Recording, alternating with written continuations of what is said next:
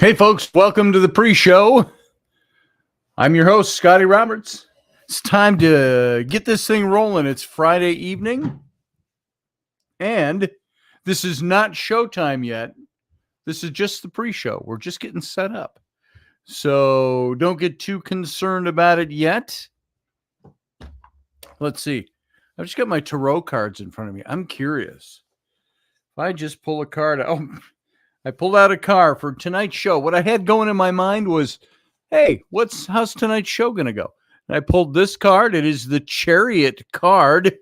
It says that you are the chariot driver. You're the one who can lead the team to water and make it drink and make it think it was its idea. And so it's all about leadership and being, what's the word I'm looking for? Not negotiating, diplomatic. And so that's interesting. That card would come up. I just had these open today. And so I just pulled a card just for tonight's show. And that's what I got. How about that? So I'm going to lead you to some water and help you drink it. And hopefully you'll believe it was your idea in the long run to take the drink and to make the decisions that you're going to make about it. So it's going to be an interesting show. Controversial tonight when it comes to religion and ancient history. Maybe not so controversial historically or historically speaking, but certainly on a religious level or a Christianity, Judeo-Christian level. There's going to be some questions about it. And so hopefully you will enjoy what we're going to present. You may have heard some of this before. And if you heard when I covered some of these things 5 years ago, we talked about this. And so we'll see how it goes tonight. Now we got about a minute left and we go live over on the radio station. That is at Odyssey Radio. If you just want to hear the audio of this show, you can go over there and it's ODYSYradio.com.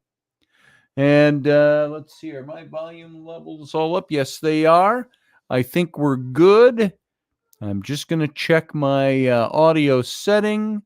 Yep, there we are. We're good. Boom. We got a few seconds left and we go dark and then we'll go live. So I see you all gathering there. Come on over into the chat room and say hello. And we'll be going live in just a few seconds. So I'm going dark. Let not that distress you. We'll be going live in a second. Stand by.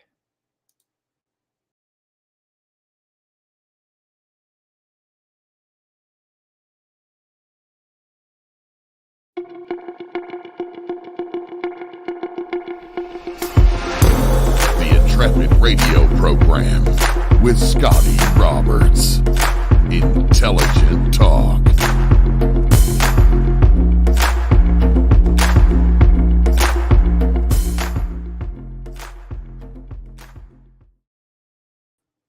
Hey, folks, happy Friday. I'm Scotty Roberts, your host. This is my show, the Intrepid radio program. Happy Friday. Welcome to the show tonight. I was debating, do I go on with the David series for a Friday night show, which traditionally we have done paranormal stuff, ghosty stuff, weird stuff. And I thought, no, this is weird enough and ghosty enough and historically weird. So we're going to stick with David tonight, especially this particular episode, because it deals with Goliath and the slaying of Goliath. And we're going to talk about the Psalms and David writing the Psalms.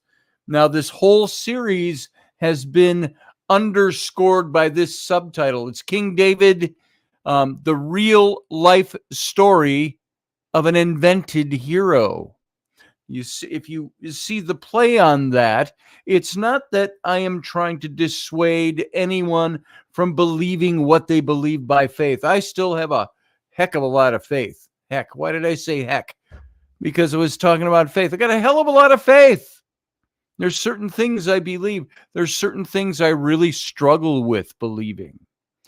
And there is one of the things that has always bothered me when it comes to scriptural stories or stories that we learned in Sunday school and all through our youth is that they seemed at times to have things that would contradict each other. And I always heard that argument when I was in Bible school and seminary. That was one of the main arguments. Well, the Bible contradicts itself. I'd say, bah, pshaw, it does not. Here we can explain those away. I can take you through some of my textual criticisms courses and tell you why the Bible doesn't contradict itself. Yet, the older I grew and the more I researched, the more I found that there are things that contradict itself in the pages of the Bible. Now, you got to take into account, of course, there's 66 books in the Bible, most of them written by different guys, collections written by the same guy, or is it 66 different authors, something like that, and written over thousands of years of time, spans of time. So you're going to have things that are going to be different from one another or contradicting one another. And by the way, I see a whole bunch of you here. How come nobody's in the chat room? Hey, everybody in the chat room. Let me say, hey, hey. There it is. Hey. Oh, that's me. I'm in 5 different places, so it all comes up on the screen here for me. If you're sitting over in Facebook, I will not see, well, I will see your post, but nobody else will. If you're in YouTube, people are going to see your posts. That's the best place to come and chat with people. Hey, JP, good to see you. I saw you pop in a minute ago. So welcome to the program, brother. And everybody else that's out there. So this is why this stuff interests me. It's because, not because I want to have something chisel away at the faith I put in these stories, but that because I have questions about other things that don't seem to ring true, or I struggle with, or have a problem with, that it's almost refreshing to see that there are things that you can look at historically and say, well, you know what? That's kind of goes throughout the whole book. Now, some of these things, do they affect what we call salvific nature of the Bible, meaning the knowledge of the things by which you can be saved or born again or come to have a new life with God? No, they don't. Some of them are just historical things. Hey, Dreamsweaver. Dreamweaver. Sorry, my glasses made it look like there was an S in there. Good to see you. And so I'm not, my big, how do I state this? My big issue is to make sure I present some historical information that shows there is some historical shakeups you can do with the characters in the Bible, but that doesn't mean those characters did not exist, that the faith did not exist. There are certain things that you can look at it and say, yeah, the history doesn't work there, or the facts don't seem to work there. But the only way that you could say they can work is if there is a miraculous deity behind it, somebody, the divine, God, the creator, the originator.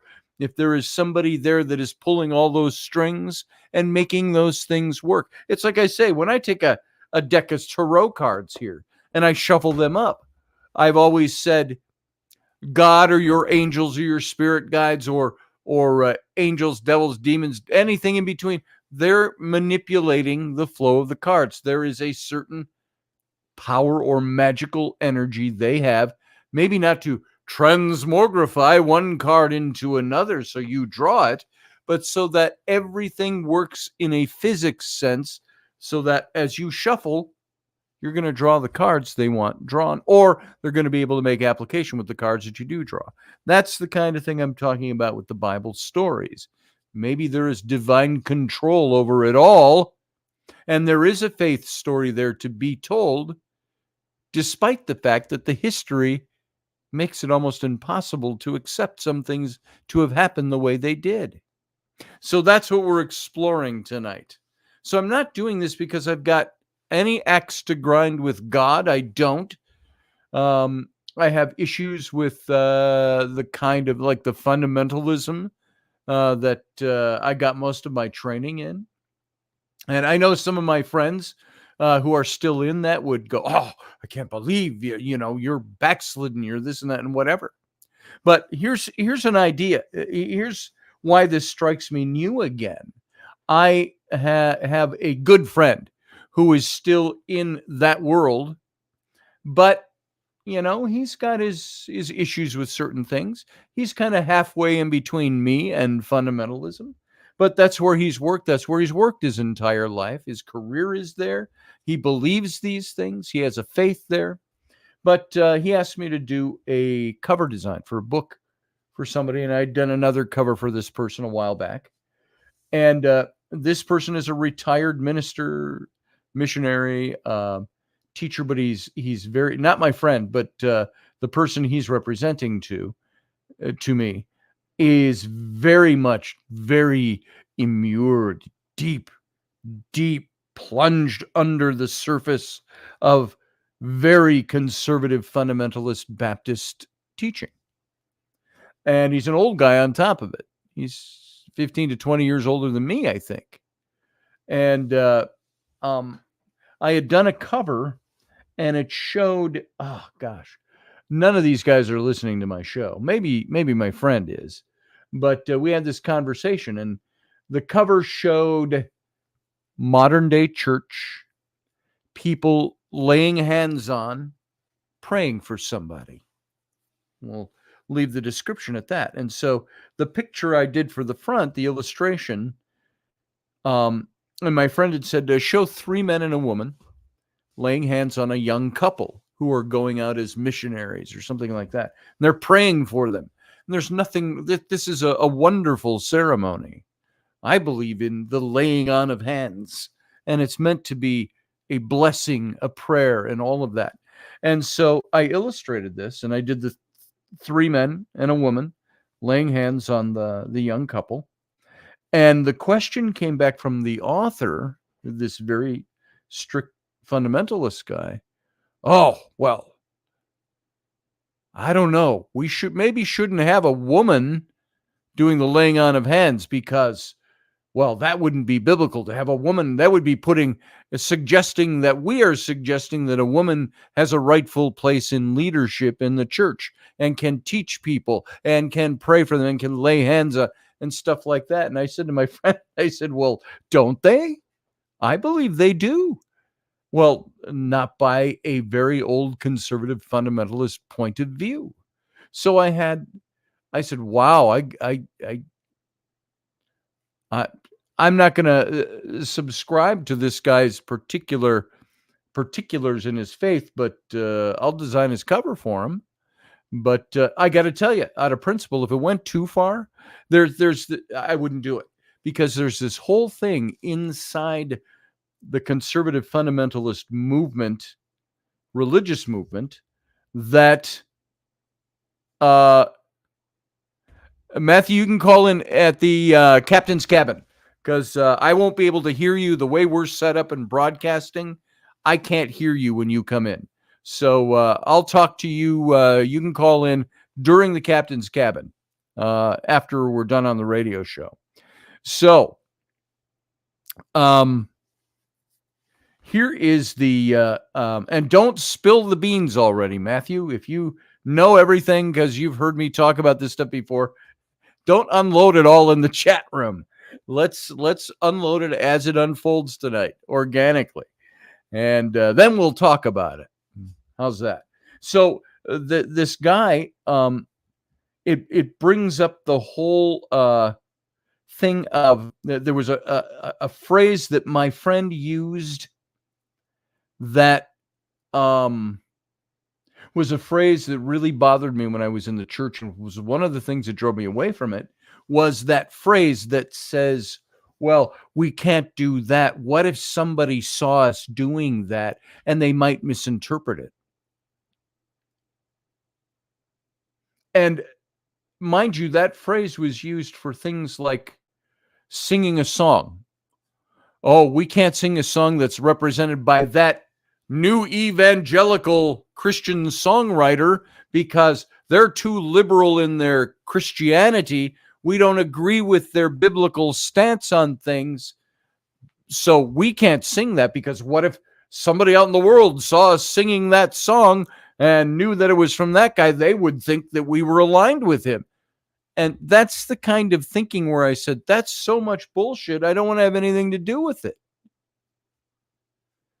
That's like, do you remember when I gave you that story about my friend and I who sang that duet? It was a Christian song. It was a bunch of Christmas songs strung together in a medley, high-powered duet we did in this big church, 1,000 people in the audience, I think. Something like that. Maybe it was half that. I don't know. Huge church. And they all gave the Christian applause, which is not clapping the hands. It's amen, amen, glory, glory, and all this. And then the music minister found out that was somebody told him that, that's a Steve Green arrangement. Steve Green being a contemporary Christian musician. And contemporary, but one of the clean cut guys. He's the guy you would see with the nice short haircut and the sweater with the shirt collar coming out of the sweater. He wasn't like, a punk rocker Christian artist. Not that matters either, but he was one of the clean cut guys, and they still didn't like him because of the kind of church he went to and because of the form of his belief was different than fundamentalist conservative Baptist. And I remember, and you heard this story, I sat in this, he called us into his office, the music minister, and chided us for singing a song and not telling them that it was a Steve Green arrangement, and we wouldn't have approved it if you'd have done that because it's Steve Green and he's new evangelical, blah, blah, blah. And I remember leaning into Mike, the music minister, sitting in his office, and said, Mike, I said, are you trying to tell me that God was displeased with that song? And he was like, no, that's not the point. And I said, well, isn't that the point? Aren't we here worshiping? And if we're in a worship service and we sing a song that's worshiping God, I said, if you can tell me how that song displeased God, I would agree with you. And he couldn't do it, of course. So it was a totally different issue. It was an issue of legalism. It was an issue of, and anyway, that's part of the stuff that drove me out of the church. That was a big step. So all of that to say that, this is the kind of stuff where I look at it and I say, I'm not trying to dissuade anybody from faith at all, but there are things within faiths that are so extra faith, extra biblical, external to all of that stuff, that it becomes problematic. It's a problem for me. And this is what I think happens when we start looking at these old stories. They accept the stories at face value as opposed to questioning. I remember I had a history professor that said to me once when I was writing the book on the rise and fall of the Nephilim. And he said, be very careful, Scott, as you're doing your historical research, to make sure your historical research falls into the confines and dictates of the Bible. If there's a question between your historical research and the biblical writ, well, the biblical writ is right and the history is wrong. And I said, but what do you do when it's not? And he said, well, you can't do that. And so that's where I was cautioned to be careful, not to allow historical fact to override biblical faith. That was a problem for me. Sarah Yusuf says in the chat room, I think it matters where the faith is rooted in foundations of sand and they can't support the fortress. Bingo. And I agree. So what do we do if we find out that there are elements of our faith that are that sandy ground, Sarah? I think that was a parable of Jesus, or wasn't it an illustration? He said, are you going to build your house on the rock or build your house on the sand? And so I think that is what we're doing with this series. And so all of that preamble to tonight's show, because tonight's show has some interesting elements to it. And so the first thing I want to look at, we've been talking about David. We've been talking about David the king and the real life story of an invented hero. Meaning, if you catch the trick on the subtitle, it's the real life of the invented hero. What about this hero makes him invented? Was there an apologetic written in the book of Samuel, the two books of Samuel about David? So when we look closely at the two most famous biblical traditions about David the king as the musically gifted author of Psalms, the uniquely courageous slayer of Goliath, we find that not only can both not be historically true, but in fact, neither is historically true. There's the statement of what I'm going after tonight. Now let's go through it. And there's so much of our standard image of David depends, and I got to put my glasses on, guys, to read my notes. I can see them, but you know all about my eyes and why my eyes are doing what they do. Let's bring this up. There we go. All right. So let's get back into this a little bit. And I just shut it off. I shut off my notes. So there's all this stuff that we're looking at and we're saying, was David the author of the Psalms? There's so much of our standard image of King David in Judeo-Christianity that depends on the words of the Psalms that are contained in the book of Psalms. And these words of faith and devotion that David is said to have composed in his time of crisis and triumph color the whole traditional characterization of David for us. It allows us to relate to him on an emotional and a spiritual level. You saw the other night, last week, or was it earlier this week, when I read Psalm 51, where David's prayer of forgiveness. Against you and you only have I sinned and done this evil in your sight, David says in his prayer.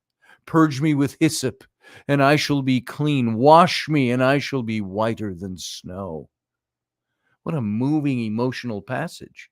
And this is how we connect with David in the Judeo-Christian culture. And any discussion of the authorship of the Psalms has to logically begin with the book of Psalms itself. And we find, as noted in previous episodes I've done, that 73 of the 150 Psalms in the Hebrew Bible have David's name in their subscriptions. So it's about half of them. And in the Hebrew phrase, le David, tradition takes this phrase to mean by David. And if such an understanding is correct, there would seem to have been evidence for Davidic authorship. The problem, though, is what to do with the many Psalms that use the same Hebrew construction, but with a different name in place. David's. The son of Korah is another one. And I could list all the Psalms, and you can find it in the subheadings. The subscriptions of two Psalms mention not David, but Solomon. One says Moses. And there's even one with a proper name, simply a poor man. And if le David means by David, then all of these alternatives should mean the same thing, by the sons of Korah, by Asaph, etc. And so in which case, one can't say that David wrote the Psalms. At most, one could say that David wrote 73 of them, and that the other people wrote the rest. And there's further complications ensue in those Psalms that mention more than one figure in this sort of superscript. The sons of Korah, and Heman, and Jeduthun, and David in another psalm. And again, if the Hebrew phrase really does intend to ascribe authorship, then evidently we have here jointly composed psalms. And finally, we may consider the very common superscription mentioned, the conductor. And eventually, evidently referring to the person who would perform or lead the performance of the psalm in question during worship. And the very same Hebrew construction with le is used, that's not French, by the way, is used in these cases also. So if we're to be consistent, we should translate this to as by the conductor, which is somewhat awkward. But here the problem is especially acute because only 2 psalms mention the conductor alone. And everywhere else, the phrase appears in conjunction with another such phrase. For example, by the conductor, by David, it says. By the conductor, with instruments. A psalm of Asaph. By the conductor, by the sons of Korah, and so on and so on and so on. So all of this sounds gobbledygooky to go through, and details. You go, well, why are we talking about? Why is this a necessary thing to know? Sarah says it sounds like the authorship extends over a period of time rather than written at one go. Bingo. So this is all to say that if we take the superscription of David as attributing authorship, then we're faced with a large number of psalms that are either attributed to someone else or jointly attributed, including the very many Davidic psalms that also mention the conductor. 39 of the 73 of David's psalms, in fact, or more than half, have this. And this is problematic enough for the claim of Davidic authorship. The more substantial difficulty is that the Hebrew presupposition le has a fairly wide range of meanings, but by is not among them by definition. Nowhere outside the book of Psalms does le signify authorship. It means rather to, or for, or regarding, or belonging to. So all these things say le David, the 79 of them, guess what? What they really mean is either to David, or for David, or regarding David, or belonging to David. So these meanings open up a whole entire new array of possibilities for the understanding and the superscriptions of the Psalms. And at this point, it's necessary to look briefly at the way that the book of Chronicles in the Old Testament presents David's relationship with these songs. Chronicles repeatedly claims that David was the first to institute the regular praising of God through song in the sanctuary in Jerusalem, as David was, by all accounts, the one who initiated the formal worship of Yahweh in Jerusalem, Yahweh, Jehovah. And this is perfectly sensible as an historical premise. Remember, David is the one who brought the tent, the tabernacle of the covenant, to Jerusalem and erected the tent and made the Holy of Holies and brought the Ark of the Covenant in from Shiloh, I think, where it was, and they brought it into Jerusalem, to the place where eventually Solomon built the temple and where the Dome of the Rock stands now. And so, as David was, by all accounts, the one who initiated all this formal worship of Yahweh in Jerusalem, this is perfectly sensible. Nowhere in the book of Chronicles account, however, does it say that David actually wrote any of the songs.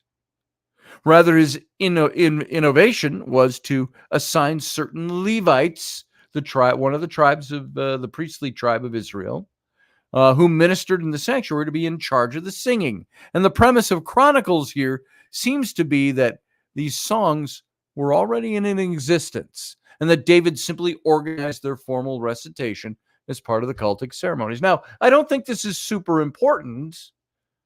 I don't think it matters if David wrote them or somebody else wrote them, but our tradition says he did. But more striking are the names of the Levites whom David picked to lead the singing, names that ought to be familiar to us. Herman, son of Joel, and his kinsman, Asaph, the son of Berechiah, and the sons of Merari, their kinsman, Ethan, son of Cushiah. Herman and Jeduthun had with them trumpets and cymbals, it says in 1 Chronicles. Herman, Asaph, Ethan, Jeduthun. These are all precisely the names we find in superscriptions in the book of Psalms. As for the sons of Korah, they're mentioned later, during the reign of Jehoshaphat. Jump and Jehoshaphat! But the same function, the Levites from among the sons of Korath and the sons of Korah, got up to extol the Lord God of Israel at the top of their lungs, at the top of their voices. That's 2 Chronicles, chapter 20.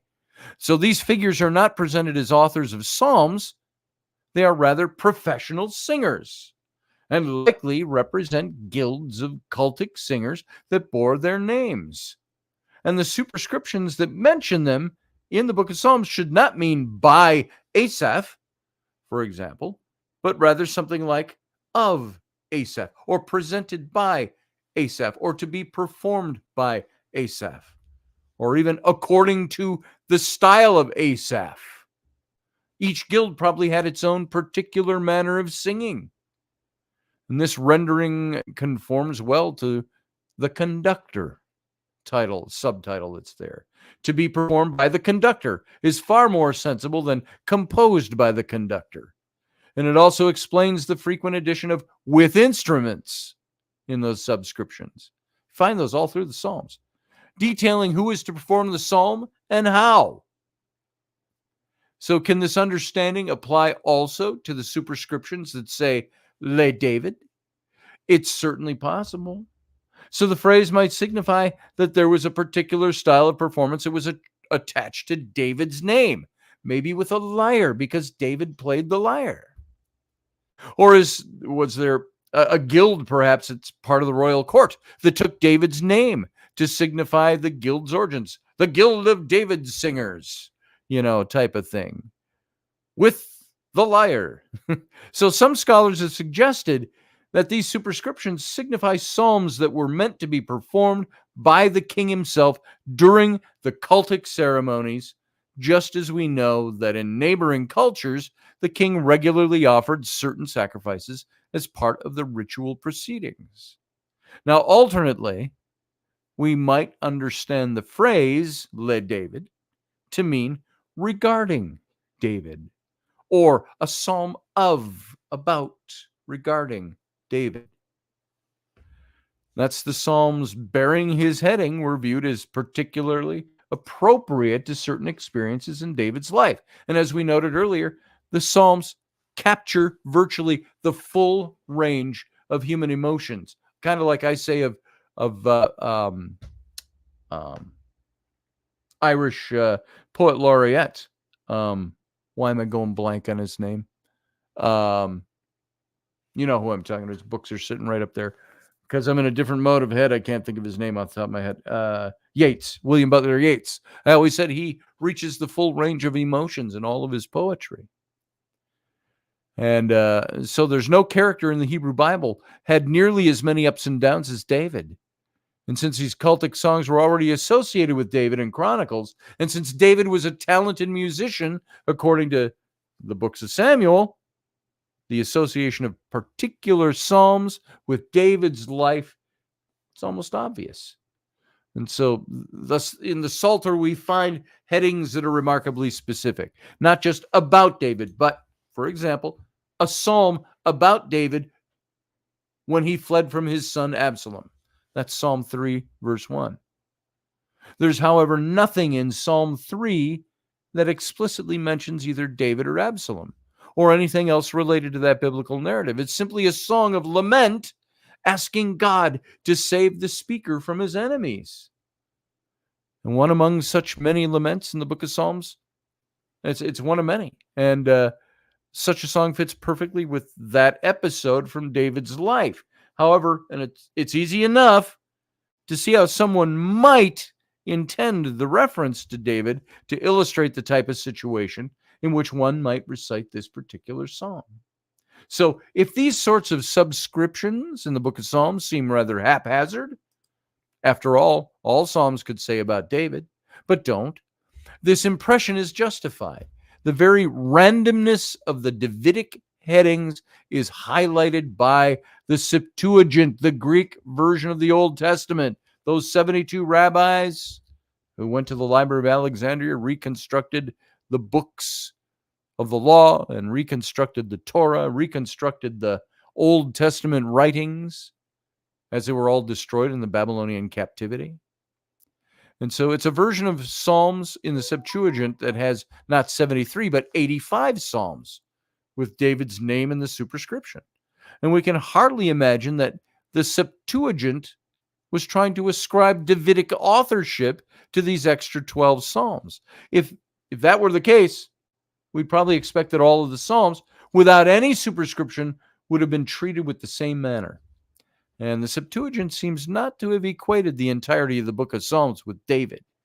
Rather, it continued the recognizable trend of associating particular psalms with their famous promulgator, which was David, who first brought that up in sanctuary worship.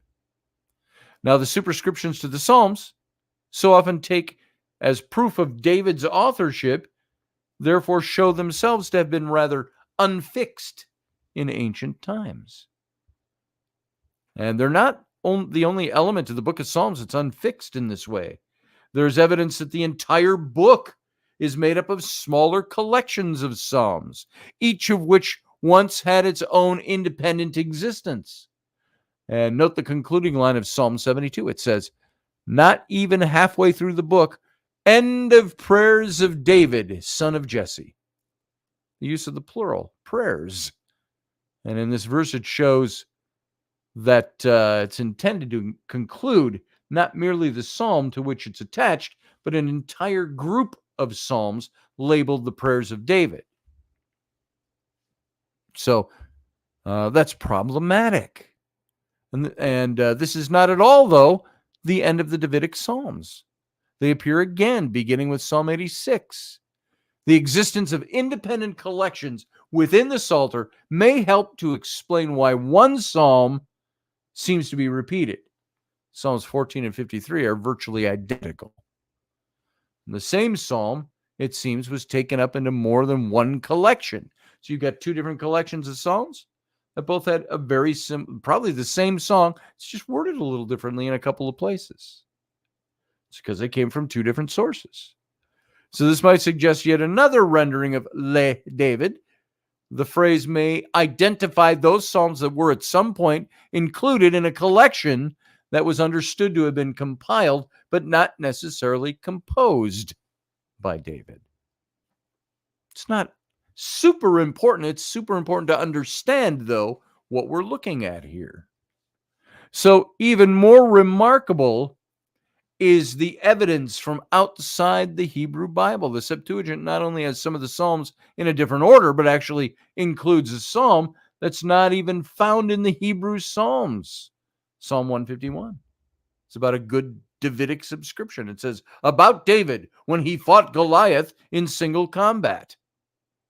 The Dead Sea Scrolls also present the Psalms in radically different order. So this is all, to me, this is interesting stuff. And there's one final piece of evidence that explodes the notion of Davidic authorship, and that's the presence of the Psalms of anachronisms. References to things and events that took place after David's death. Thus, you find mention of the temple in certain Psalms, which wasn't built until David's son Solomon built it, after David died. The destruction by the Babylonians of the temple, which took place hundreds of years later. The cities of Judah, which occurred in 586 BC, nearly 400 years after the death of David, and hopes for the subsequent rebuilding of the walls of Jerusalem. So most famously, there is in Psalm 137, which is during the Babylonian exile. And it says, by the waters of Babylon, there we sat and wept when we remembered Zion. Remember, O Lord, against the Edomites, the day of Jerusalem's fall. Psalm 137. So the recognition that David did not write the Psalms emerged relatively early in biblical scholarship and was the source of a lot of embarrassment for some. It's entrenched ideas and tradition, as opposed to historical fact. So with all of this evidence, we may well wonder, how is it that tradition came to claim that David was in fact the author of the Psalms, such that this is usually the first and sometimes the only thing that's really known of him today? The Lord is my shepherd, I shall not want. He makes me to lie down in green pastures. He restores my soul.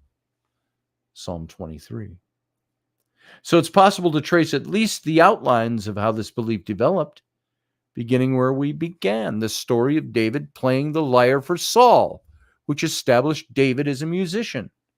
And the narrative of David's life in Samuel and in Kings, the book of Kings, however, makes no mention of David writing the Psalms. Even in 2 Samuel, where David sings that we know also, what we know also is the Psalm 18. The text doesn't actually say that David composed the song himself.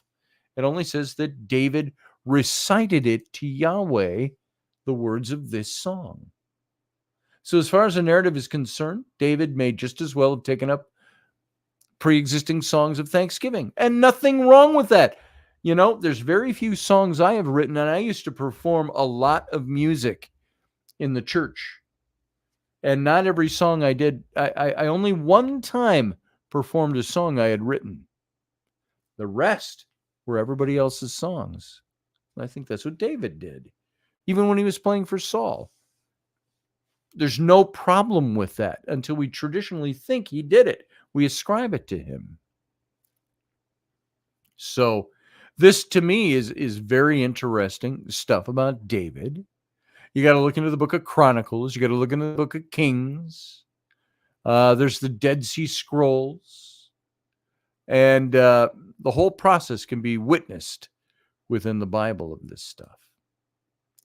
So David's authorship of the Psalms, from a faith perspective, can't be challenged.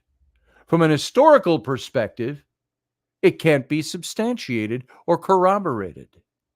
The Spirit of Yahweh, David said in one of the Psalms, is a theological explanation for the historical circumstance of Saul's eventual downfall and David's rise in his place. But it's also an explanation unique to the narrative of Samuel, the Spirit of Yahweh. It's absent from the history of David's life, presented in Chronicles, the book of Chronicles. It's a literary construction, not an historical record. What we can say at this point is that the evil spirit that was overtaking Saul, said to descend on Saul, is carefully counterposed in the Bible with the claim that the Spirit of Yahweh gripped David. And from the day that Samuel went to Bethlehem to secretly anoint him as king, the narrative intentionally constructs Saul as David's foil, an evil character juxtaposed against the righteous young man. And David, as predestinated to replace Saul as king. He's already anointed in his place. It's one of the first things we find out about David in the story of David. And it does so by means of a historically unverifiable indicator, the invisible, indescribable Spirit of Yahweh. So equally unverifiable is the story of Samuel anointing David in Bethlehem. It's a central part of this narrative is its secrecy. Only Samuel, Jesse, David's brothers witnessed the anointing. What's more, this anointing is never again mentioned in the Davidic narrative. Not only does no one outside of David's immediate family see it happen, but no one is ever told that it happened. No historical event can be extracted from this episode. It exists only for the reader's benefit as a means of legitimizing David as the future king, even before he proved himself worthy of kingship. So just as the Spirit of Yahweh serves to elevate David to Saul's expense, so too the story of David's anointing is intentionally counterposed with the selection of Saul as king in 1 Samuel 10. In that story, Samuel gathers all of Israel and using lots and the Urim and the Thurim and narrows the search down to the tribe of Benjamin, to the Matrite clan, and finally to Saul himself. And Saul, however, is not present, but is with the baggage. And when he's finally brought forward, he's the tallest man there, stands head and shoulders above everyone else. And both Samuel and the people acclaim him as king. And the similarities between this and the story of David's anointing are clearly evident. Both feature Samuel, the prophet. In both, possible candidates are winnowed until the true king is identified, and in both, the future king is elsewhere and must be retrieved to receive the kingship. And the selection of David replicates the selection of Saul, though with one important difference: Saul is acclaimed as king because of his impressive stature. And when he stood among the people, he rose a head taller. And all the people, Samuel said to all the people, "Do you see the one whom Yahweh has chosen? There is none like him among all the people," said the verse. So when it comes time to anoint David, however, the very characteristic that signified Saul's kingship is explicitly rejected. And it's rejected by Yahweh himself. And that's a whole other story about Saul. But what about, looking at our time, we've got plenty of time to get into this. We may spill over into the captain's cabin a bit. But it's immensely difficult to extract any historical information from the beginning of the David story. And we're faced with a combination of all these unverifiable elements, such as the Spirit of Yahweh. You can't verify the Spirit of God. The secret anointing ceremony of David, the manifestly polemical passages in which David is positioned as this positive counterpoint to Saul. And so it's not just the traditional attribution of the Psalms to David that's in doubt. So as we try to get beneath the biblical story a little bit, let's look between the cracks in the floorboards.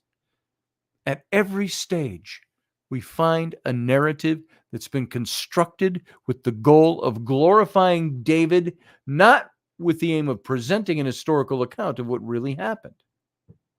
So at the most, we can say that David probably entered the military under Saul, and this is the essential result of the David and Goliath story as well. Now, here's some interesting stuff here. Wow, I'm looking at the chat room.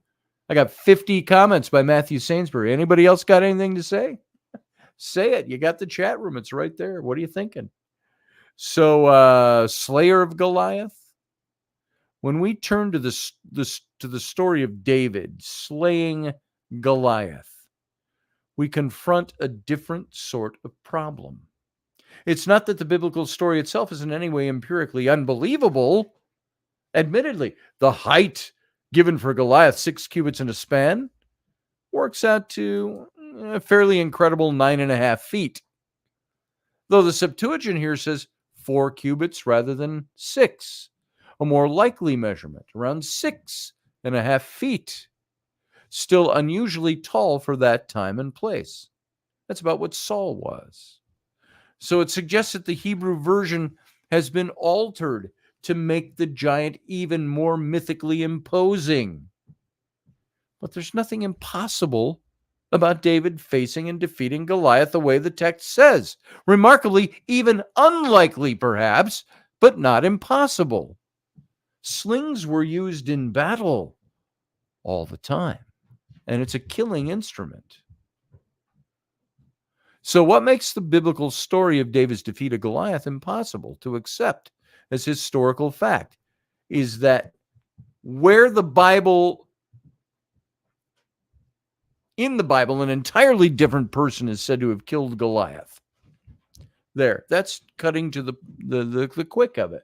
We're going to go through this now, who this is. There's a totally different person that's named. And in 2 Samuel, we read, "Again, there was a battle with the Philistines at Gob, G-O-B.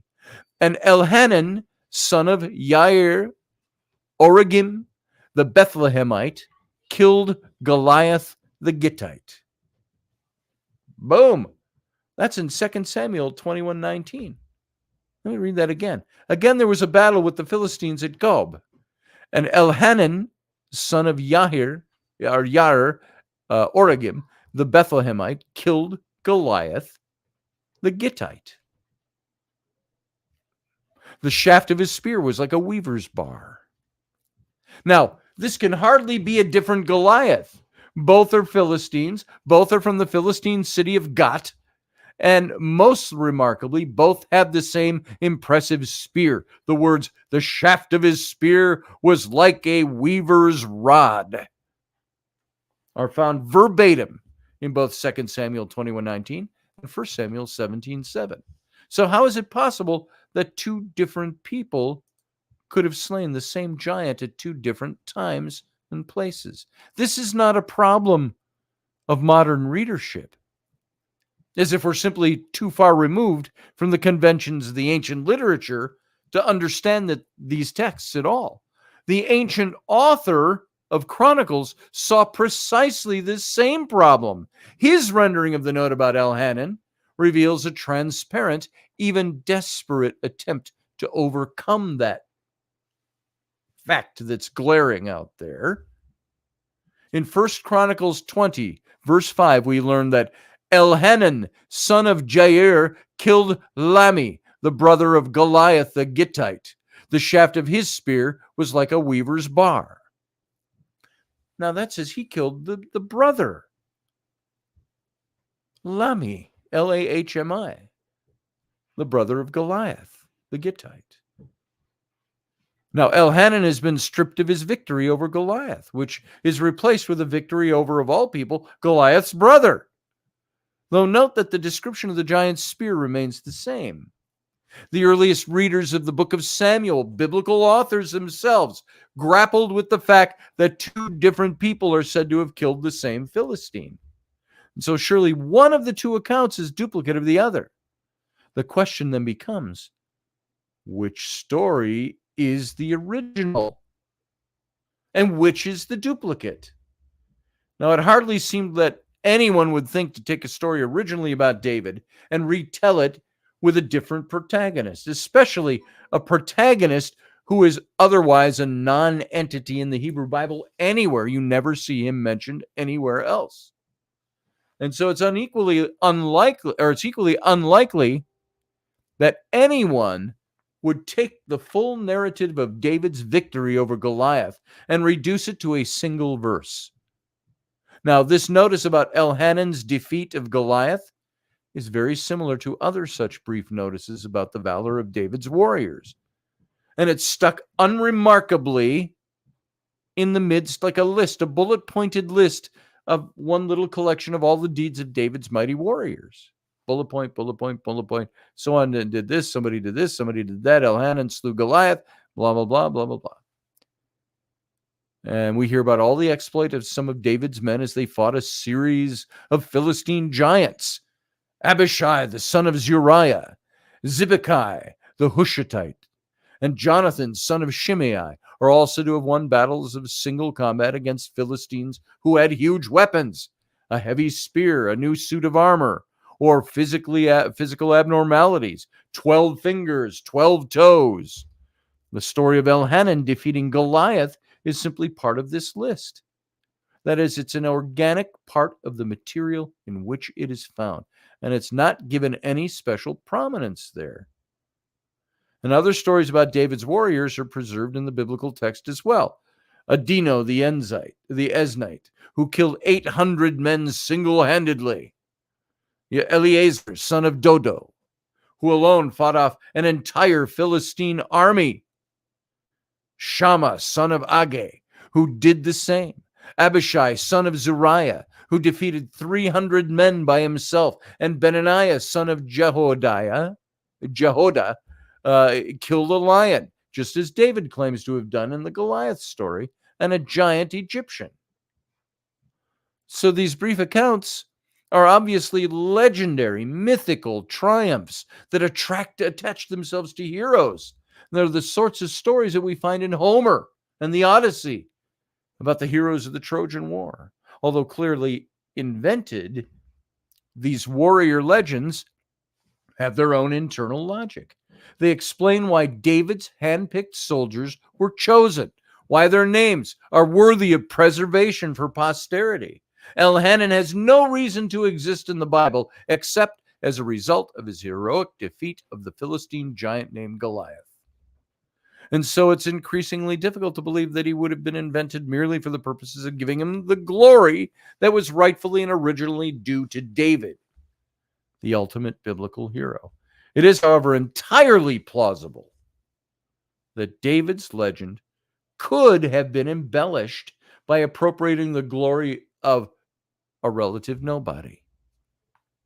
And this sort of transferal from the unknown to the known is a well-attested feature of heroic tales. The legends of Robin Hood are borrowed from a wide range of real life, but otherwise virtually unknown outlaws. Do you know that Robin Hood and William Wallace match so many details it's uncanny? The legend, so these legends of Robin Hood. How about King Arthur? They have their basis in actual events, but these events have been linked only secondarily with the mythical king. Stories accrete to famous figures, just as quotations accrete to famous speakers. Confucius, the folksy humor of Mark Twain.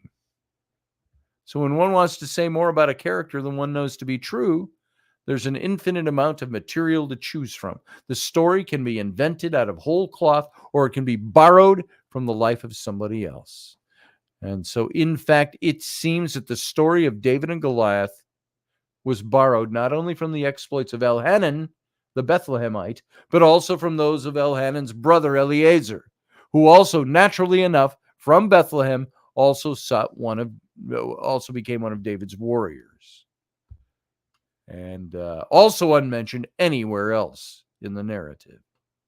So while Elhanan's story specifically mentions the figure of Goliath, he of the mighty spear, Eleazar's story is the origin for the narrative framework of the battle of the Philistines challenged the Israelites to fight, and all the Israelites but Eleazar fall back. Unafraid is Eleazar, and he wins a great victory. This is the same situation we find in the David story. So, who better to borrow from two soldiers from Bethlehem, David's own hometown? Minor leagues about minor characters have been taken up and dramatically expanded, complete with mythical descriptions of Goliath's size and grand declarations of faith by the young David.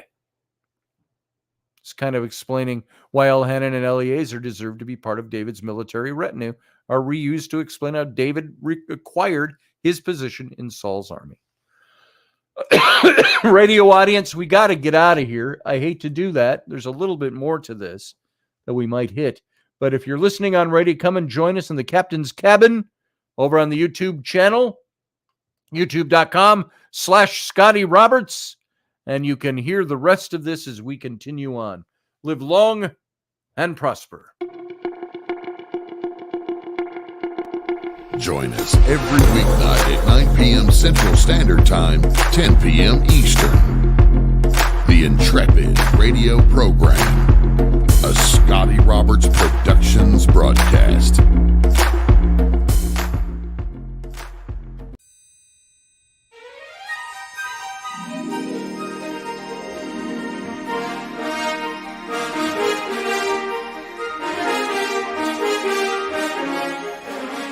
Hey folks, this is Scotty Roberts, and this is the Intrepid radio broadcast. I've been broadcasting for about 20 years now, covering such topics as science, politics, the paranormal, weird science, weird world history, archaeology, and the paranormal. Everything from ghosts to cryptids to creepy things that go bump in the night. So every week I bring you 3 new episodes. Come and join my channel and also be a patron to this site. So see the details below, and we'll see you here.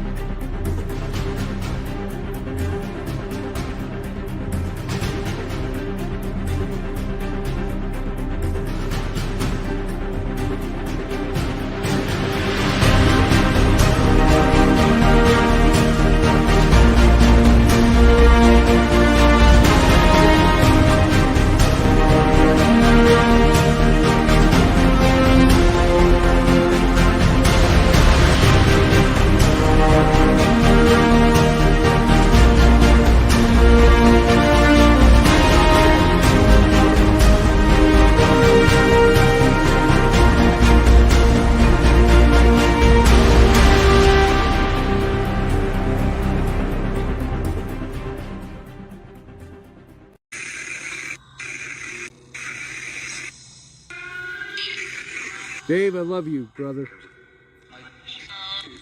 I miss you too. I miss you too, I heard. Yep. Did you guys hear that? I heard that. I miss you, Dave.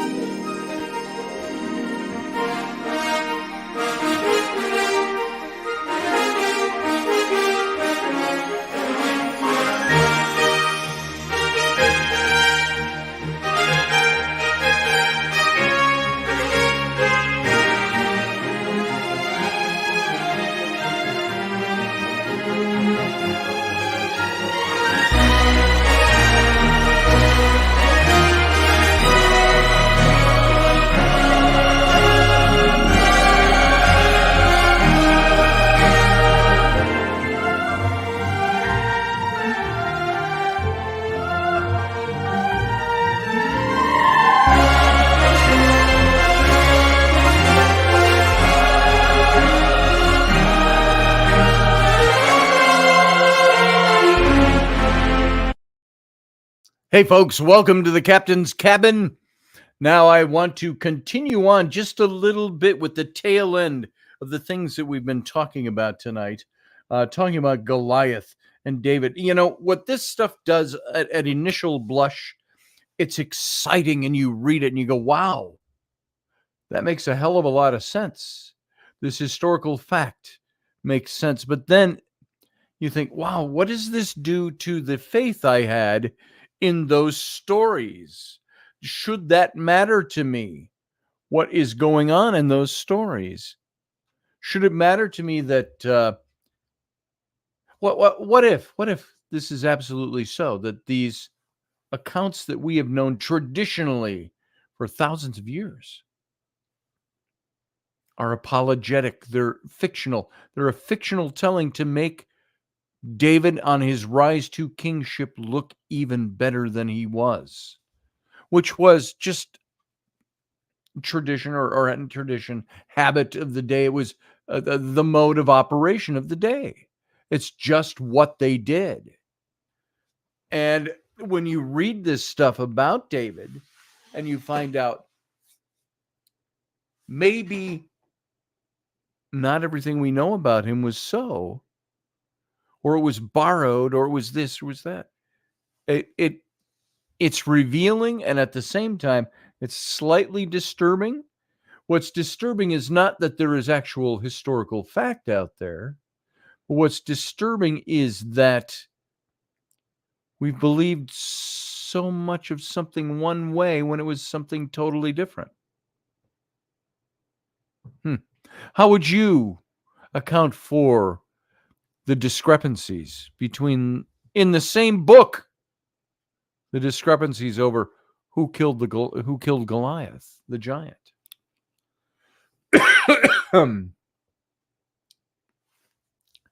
How do you explain that? It's in the same book.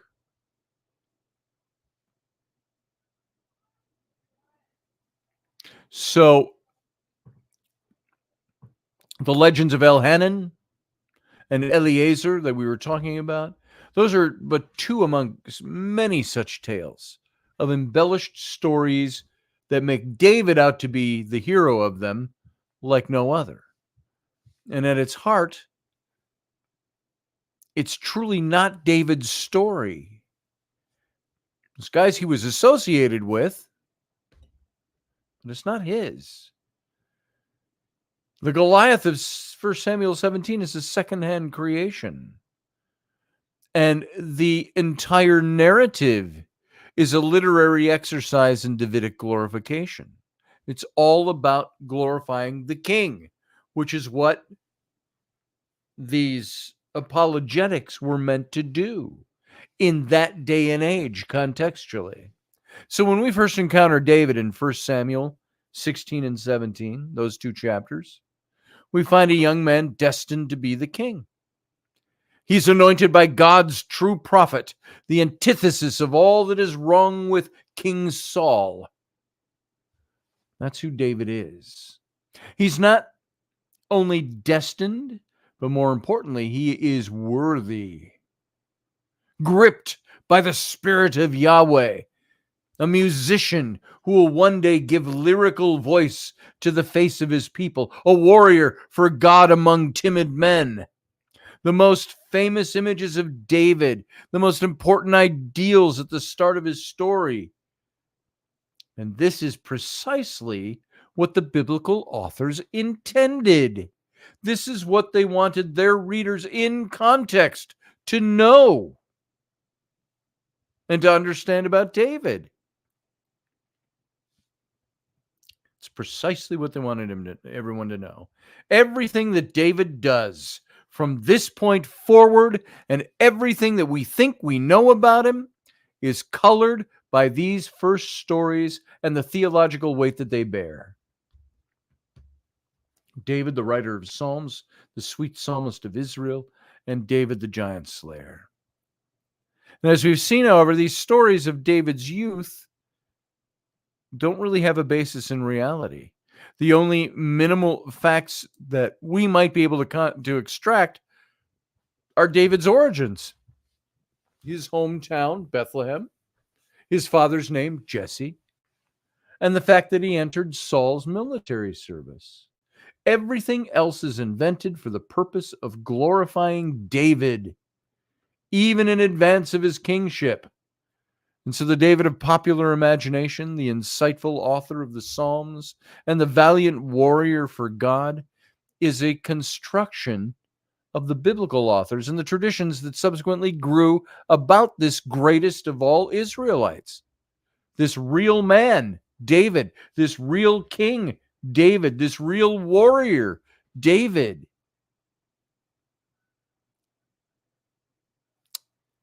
So David didn't write the Psalms. He only wrote some of them. David didn't kill the giant Goliath. The defining features of David in the modern imagination are merely that, imaginary. They are what the biblical authors, and we too, want David to be, not what he was. These then are the questions we have to reckon with. If David did not do what we imagine him to have done, what did he really do? And so if David was not who we think he was, then who was he? Who was this guy? And it's so faith destroying it feels that way when you realize that David wasn't this guy. Those were parts of his life that were invented to make him look better as the king. And by the way, to mention one more time, this was so common in ancient times as to be something that almost is unquestionable. Every king did this in the Middle East. And so you say, well, maybe, just maybe, David is different because he had the spirit of Yahweh, the spirit of God guiding him and governing everything. But is that what happened? Is that who he was? Or was he this great man that all this cool stuff was built up around him to make him look and sound better than he was? Because he was the king. And he was the king replacing the king. So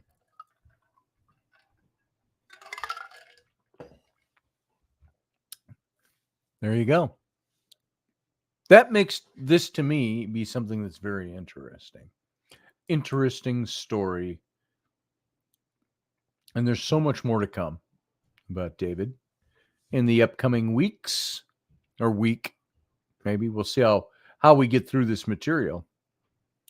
So it's very interesting stuff. And I love the story, and I'll always tell the story about David. I'll tell the story of David and Goliath. I'll tell the story of David and Nabal and marrying Abigail. I illustrated this series of cards on these characters. And recently, the Ancient Heroes cards. And So it's very interesting. Morgan Snow, you said yes, they do make them better. You talking about the stories? You think it makes the stories better to know the facts? If I'm interpreting what you're saying correctly? Yeah, I think it makes them better. I do too. So,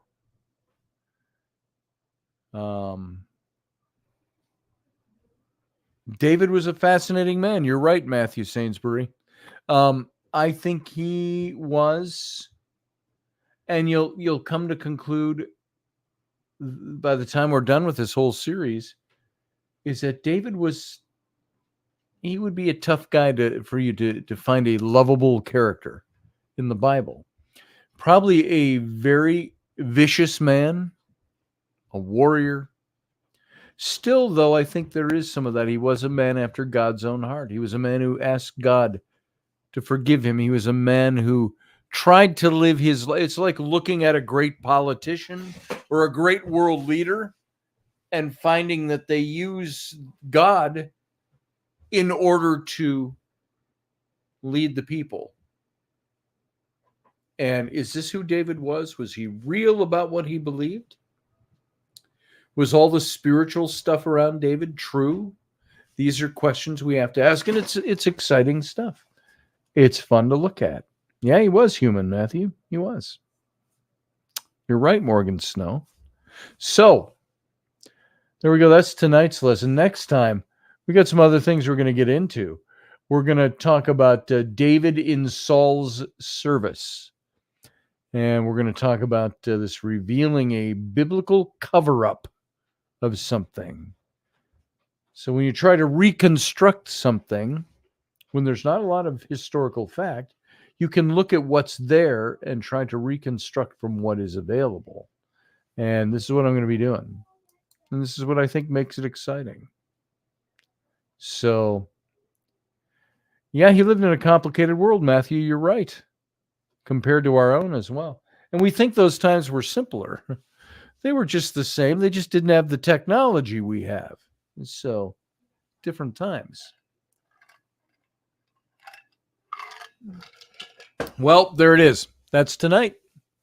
There's my beautiful wife, Rainey. Are you all done? No, I'm still talking. We're still on. Well, it's after 10, so. You going to come on? Say hi? Hey. There you are. Getting ready for bed? Yes. Ellie took her cast off because her hands were nasty and needed to be washed. Yeah. Well, look at it. Yeah. It's really swollen. Yeah. You put your other hand up next to it. Well, it's broken. And then it's bruised there and there and there. And She had a temporary cast on, guys. Where'd you go? Called a Over here. splint. I'm not, this is not mine. Oh, jammies. Sorry. When I flip it over, there's a bruise right there and one right there. Yeah. And then I'm gonna show how I put it on. We're not going to show how we put it on down Too here. bad. I don't want to. No. Let's No, just we sit aren't on going to bed. do that on the radio show. I just wanted. There you I go. didn't know if you wanted to see her bruises, and if I you saw did. them. I So did. If you're going to wrap it back up. We're gonna wrap her back up because she's not supposed to take it off for 10 days. All right. But Nice she to see you, needs beautiful. wash. I'll be done soon. Yeah, Ellie, she'll be doing fine. She, it's broken, but they say with kids her age that it's really hard to tell if it was just set really well, but it's still all bruised. It's still all, it's doing all the things that broken They is. said because it was so swollen that once the swelling goes down, then Oh. you'll probably be able to see the break. Because it was so swollen, they couldn't see the break. So they Okay. put a temporary thing on, He said not a he- cast. He will be very surprised if we go back and it's not broken. So Yeah, he'd be, I don't know if you heard that. The doc said he'd be very surprised when we go back if it's not broken. He wanted to put the temporary cast on it just to hold it all in place. But he said it's all swelled up and it's turning purple and it's doing all the things that a broken arm does. So, I don't mind her wearing that shirt either. Elderberry, hubba hubba. So, yeah, she's in her jammies. So, which consist of even less than that. It's the string tank top and boxer shorts usually. So, and thank you, Elderberry. She's gone, but I'll pass it on to her. She left the room. So, yeah, we don't see enough of Rainey in here. Trying to get her back into doing Sundays again. She's just so busy all the time. So, see what happens. All right, guys. I think what I'm going to do, we're going to call a night. And I appreciate you being here, giving me your time. It's Friday. We'll be back on Sunday morning. Yeah, Hubba Hubba is right. And we'll be back Sunday morning. And for It's Sunday. It's going to be a gorgeous weekend here. It was in the low 70s today. It's going to be in the mid to 70s to the 80s all weekend and sunny. I got a little bit of sun today. Hope to get a little bit more. And now, I don't go out laying in the sun. I don't have time. But I was out in the outside. So, yeah, I'm always tired these days, Matthew. I had to go to my doc yesterday because I thought I busted my finger. It's this finger. That's you can see it's all swelled up. It doesn't bend right. It hurts like hell. So I was in there and I had they x-rayed it. And he said, it looks normal. So I was thinking maybe, a little RA, a little rheumatoid arthritis starting in there. And the joints look good, but you can't figure it out. Can't find out any reason why it's doing it. So, but I also asked him about being tired. I've been so tired lately. And it's not related to my diabetic stuff or other health issues. So he's not quite sure what's causing it all. Yeah, I have to go chase Rainey now before I get too tired. She's tired too, though. So it's that time of night. So anyway, not to lay that all out there at the end of the show, but there it is. So I'm going to call it a night. We're going to wrap it up kind of early. I appreciate everybody being here. And you all it's Friday night. We should be having a fun show and going late, like 2 hours after the fact. I don't think I can make it tonight. So it's just one of those days and one of those weeks. So I appreciate you being here. This was good material. We'll do more of this next week. And I will see you right here on Sunday morning.